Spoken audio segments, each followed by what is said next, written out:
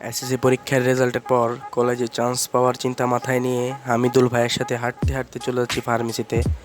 কারণ আমার বেড়ালটার হালকা ঠান্ডা লাগছে। যেতে না যেতেই সামনে রাসেল আঙ্কেল, তার সাথে বহুদিন পর দেখা, একটু কোলাকুলি আর ঈদের দাওয়াত দিয়ে দিলাম।